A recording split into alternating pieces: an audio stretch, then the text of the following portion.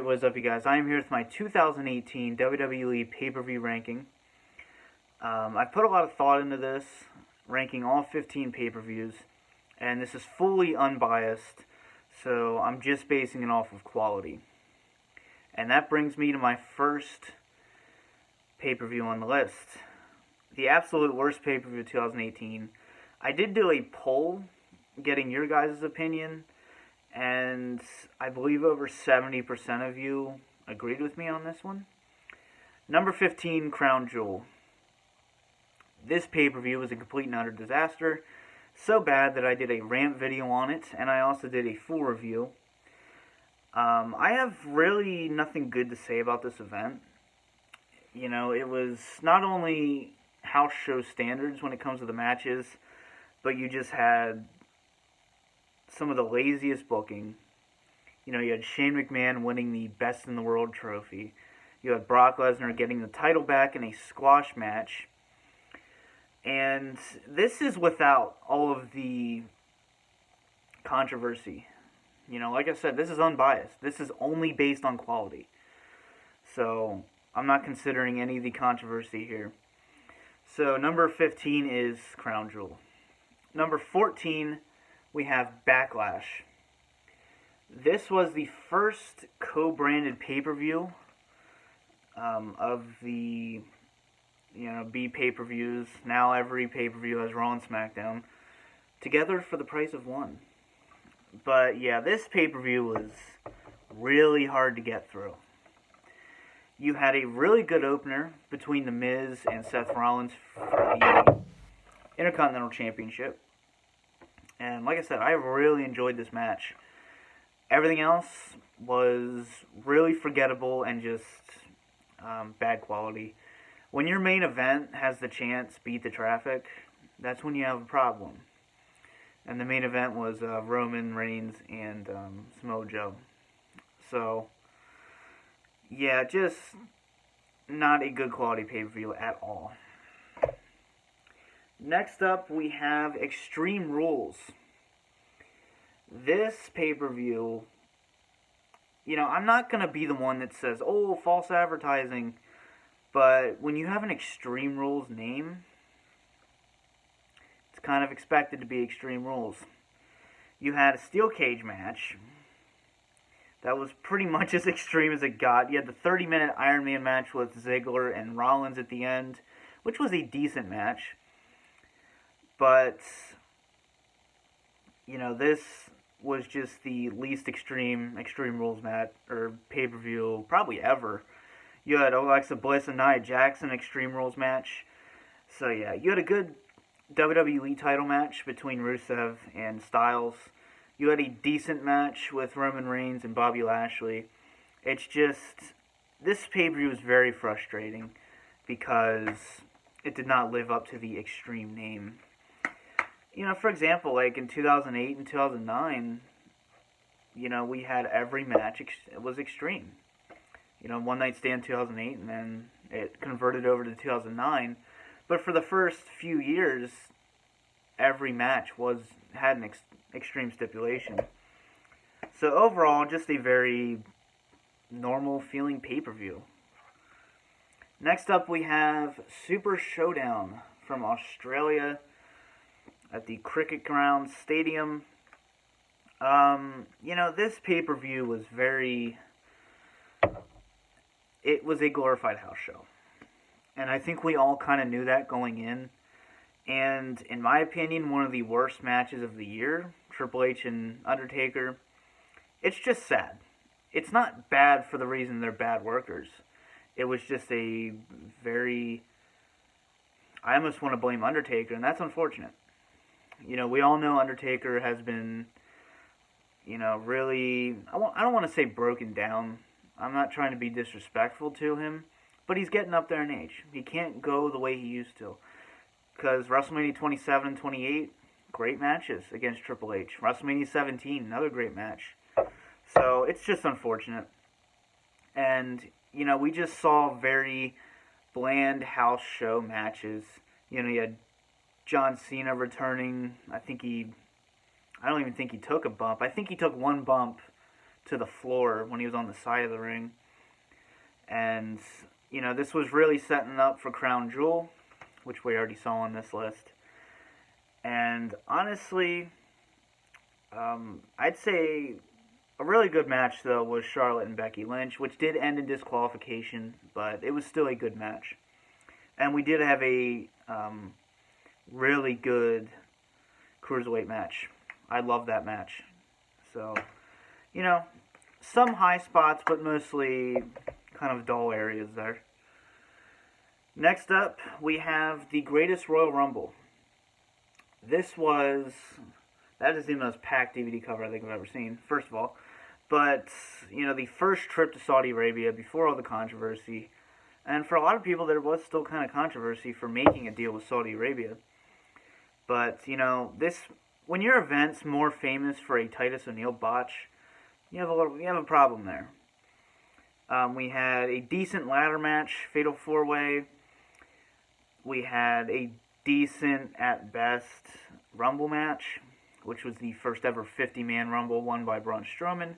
You know, some cool returns there. He had Hornswoggle, you know, but not very memorable.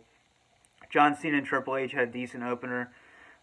Really good crowd moments there for the first match, so I will give them credit for that, for good psychology and being able to work the crowd. You had a casket match with Undertaker and Rusev, and of course the steel cage match with Brock Lesnar and Roman Reigns, which was a horrible botch, but what can you do? So yeah, this just was like I said, kind of house showy, glorified house show, but it's still watchable. Like, I can definitely watch this pay-per-view. I've seen it twice now. Next up, we have Elimination Chamber. Top one there. We had the first ever women's chamber match, and we also had the first ever 7-man chamber match. Both chamber matches delivered. Alexa Bliss gave a phenomenal promo at the end of her chamber win. And of course, this was the last stop for Raw, at least, for WrestleMania. You had Asuka and Nia Jax. Not a very believable match there. We all knew Asuka was going to win that. But, you know, you also had the Ronda Rousey segment with Triple H and Steph. So, I mean, it's, you know, you had your two chamber matches, which were pretty good. But then, you know, the rest of the pay-per-view is just kind of forgettable. And then, next up, we do have Fastlane. This pay-per-view was only really memorable for the main events, and the main event was really good. So, I'll definitely give it credit for that. You know, I like the whole storyline with John Cena. Honestly, you know, you had AJ Styles defending the title in the main event against John Cena, Baron Corbin, Kevin Owens, Sami Zayn, and Dolph Ziggler. So, a lot of setting up for WrestleMania, because this was the final pay-per-view before Mania. And, yeah, I remember being really disappointed with the New Day and the Usos match. I was expecting something really good out of that, and unfortunately didn't get anything good. So, you know, kind of, and, you know, Bobby Roode and Randy Orton had a decent match, too. I would have preferred to see just that at WrestleMania, but they had a good match. And then Rusev and Nakamura had a decent match. But this is most memorable for the main event, for sure. Next up, we have Money in the Bank. This was better than I thought it was going to be. You had a really good last man standing match between Styles and Nakamura to end their feud. You had a pretty good women's match for the Money in the Bank contract. And then the men's match, I thought it was alright. It didn't really impress me all that much. I thought the women did better, and so I thought their ladder match was great. And then the men's was good. It just didn't deliver fully for me personally. But you had Kevin Owens taking a pretty cool spot bump. So, and I really liked Alexa Bliss's cash-in. You know, a lot of people say Alexa Bliss and Braun Strowman shouldn't have won. I kind of agree, but it still made for a cool moment with Alexa Bliss. And then, of course, Braun Strowman's contract just led to nothing. Like, obviously, it's just whatever, though. It was just frustrating. So you also had Nia Jax and Ronda Rousey, which was kind of only highlighted by the cash-in. But, I thought this was an enjoyable pay-per-view for sure. Next up, we have TLC. Kind of fresh in our minds here. I really enjoyed TLC. I thought the WWE title match with Daniel Bryan and AJ Styles was a great match. Possibly my favorite main roster match of the year. For sure. And then we had a good TLC match at the end to, you had the main event. You had Charlotte, Becky, and Asuka to finish things off there, and that was a really good match. Other than that, I felt like a lot of the pay-per-view was kind of bland and dull. And the problem is, you have the TLC stipulation, but you only have one real TLC match. You could have at least had two. Baron Corbin and Braun Strowman, that was not a TLC match. That was bullshit. I mean, it's what I expected anyway, with Strowman being injured. But it is what it is. What are you going to do? So, like I said, for me, a lot of the pay-per-view was just kind of bland until you got to the stipulation matches. Even Randy Orton and Rey Mysterio, they had a decent chairs match. It was kind of a mess, but, this pay-per-view, it was easier to get through than a lot of the others. So, next up, we have one that I was in attendance for, SummerSlam. And for this show, personally, the good was really good, and then the bad was really bad. You had Demon Balor coming back after a long-awaited return, after almost a year of being gone. So that was a cool moment to see in person. You had Ronda Rousey beating Alexa Bliss, and it's pretty much a squash match for the Raw Women's title. You had a good opener between Ziggler and Rollins, and, you had a lot of DQs on this show. You had 2 DQs. I really did enjoy the WWE title match with Joe and Styles. I thought that was good until the DQ. And even the SmackDown Tag Team title match was good until the DQ. But The Miz and Daniel Bryan had a good match, which also had a faulty finish, but that's understandable. And then the main event was strange. You had Brock Lesnar finally getting the stupid title off of him. That stupid Universal title. And, he has it back now. But the plan was to have Roman hold it for a while. And that was very apparent at this show. And the whole thing with Braun Strowman and the briefcase, in my opinion, that was just to get the audience not to leave and take the show over. So that was kind of a Vince genius moment there, trolling the audience. It worked, didn't it? I didn't see too many people leaving. But, I went to NXT Brooklyn for NXT TakeOver the night before, which was a phenomenal pay-per-view. So, I didn't have too many expectations for this, but I thought it was a decent pay-per-view. I definitely enjoyed it. Next up, another one that I was in attendance for, WrestleMania 34. It's kind of the same thing as SummerSlam. When it was really good, it was good. And then when it was bad, it was terrible. Like the Nicholas storyline with Braun Strowman. Goddamn. They should have just stuck to the original plan of Bobby Lashley being his tag partner. That would have made for a cool moment. And now look at Lashley. So, the opener was good. The triple threat match for the IC title. You had Charlotte and Asuka. Great match. That was my personal favorite match of the night. And, you know me, I'm not the biggest fan of women's wrestling, but this year, it's been winning me over. So, they had a good match at WrestleMania, and then we'll get to Evolution eventually here. But, Ronda Rousey and Kurt Angle against Triple H and Stephanie, that was a really good match. And that was the match I was looking forward to the least. And, they proved me wrong with that one. That was a really good match. You had Daniel Bryan's return. That was cool to see. You had the Fatal 4-Way for the U.S. title, which was miss. Could have done without it. And Nakamura and AJ Styles was disappointing. It wasn't a bad match. It just wasn't the dream match that it was being built around, you know? And then it was really cool to see The Undertaker come back at WrestleMania. And, you know, I wish him and Cena actually would have had at least like a 12 to 15 minute match. But I understand why it didn't happen, so whatever. It was still cool to see Taker and Cena in whatever regard, you know. But, you know, I did enjoy this WrestleMania. I think it was better than 32 and 33. I think it was better than 33. People might disagree with me on that one. But, you know, so I think it's the best WrestleMania of the past few years. But it would take a lot to top 31. So, yeah, WrestleMania 34. And then we get to Evolution, the first ever all-women's pay-per-view. And this was released as a Walmart exclusive, so get this when you can. It's going to be rare. Trust me. As far as I know, it's not getting a store release other than Walmart.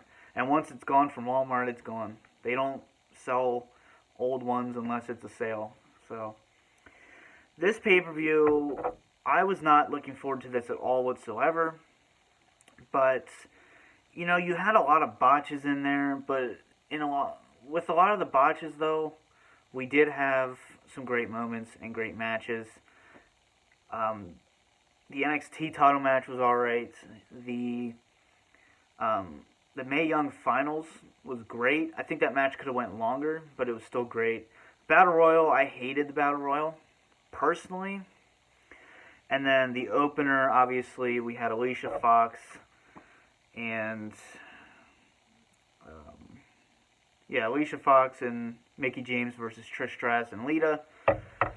And then we had the botched pinfall there. So that kind of ruined that match. I don't want to say it ruined it, it just kind of halted it. But, and, you know, the main event, Nikki Bella and Ronda Rousey, was better than I thought. And then we had Becky Lynch and Charlotte in a pretty good last man standing match. So, next up at number 3, we have Hell in a Cell. This actually would have made it much higher if it wasn't for that stupid-ass main event. I hated the main event. I know a lot of people did. Other than that, though, this was a great pay-per-view. AJ Styles and Samoa Joe killed it. We had Jeff Hardy and Randy Orton. It almost felt like a classic Hell in a Cell match from Ruthless Aggression era, or early Attitude era even, except for no blood, but... You know, Charlotte and Becky had a good match, kind of a surprise pinfall there. And then we had a really good tag match with Dean Ambrose and Seth Rollins, and then McIntyre and Ziggler. Great match. And like I said, the main event really fell short. Oh, God. Terrible. Obviously, it was Roman and Braun Strowman, and it just didn't click. And then we had all the interferences, we had the high spots, and then Lesnar comes out, does 2 F5s, and it's a no contest. What Hell in a Cell match goes a no contest for 2 F5s? Come on. It pisses me off to this day. Hell in a Cell matches don't go to no contests. But I digress. Number 2 on my list, I had a tough time deciding number 1 and number 2, but I think I got my choices. Number 2, Survivor Series. This was my personal favorite pay-per-view of the year, but I do think number 1 is better than this. You know, the main event, I loved the main event. Brock Lesnar and Daniel Bryan. It just felt like a classic wrestling match.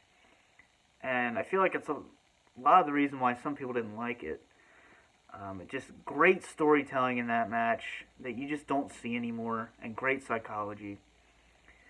You know, you had Charlotte and Ronda Rousey in a surprisingly good match. You know, both of the traditional Survivor Series matches were good. I don't think they really exceeded expectations, but they were still good. And, yeah, I enjoyed this pay-per-view very thoroughly. So, yeah.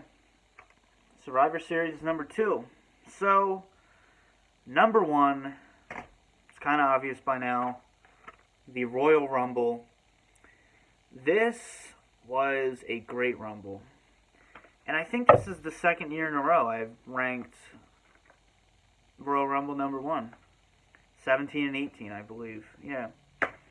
Yeah, this pay-per-view was so good. The men's Rumble match, in my opinion, is the best Rumble we've had in years. And, you know, just the ending to that was great. You got Nakamura, who I had predicted, but I'm just like, I could see Roman going over as well. But thankfully they picked Nakamura. And, you know, the women's Rumble I thought was good. Some of the things that happened in that Rumble bothered me. I wasn't a fan of all the women getting in and out of the ring. I prefer to see everyone in the ring at once. It's a Rumble, you know? But, you know, it was their first Rumble, so you got to give them some slack there. And then, of course, you had Ronda Rousey, who I had predicted was going to be in the Rumble. And then when she wasn't, I'm just like, okay. But they wouldn't do that as the main event if they didn't plan something. So, and then she came out at the end. The only part I really didn't like about this pay-per-view was the Triple Threat Universal title match with Lesnar, Strowman, and Kane. I hated that match. I thought it was terrible. But, you know, even AJ Styles versus Kevin Owens and Sami Zayn was a good match. And, yeah, I remember watching this, and it was a really fun pay-per-view to watch. So for the second year in a row, in my opinion, the Rumble would be the best. So, maybe next year we'll see the same. So, let me know what you think about this ranking. Let me know what your list would be. Put a lot of thought into this. So, for now, I hope you guys enjoyed. This has been the DVD Freak. Peace out.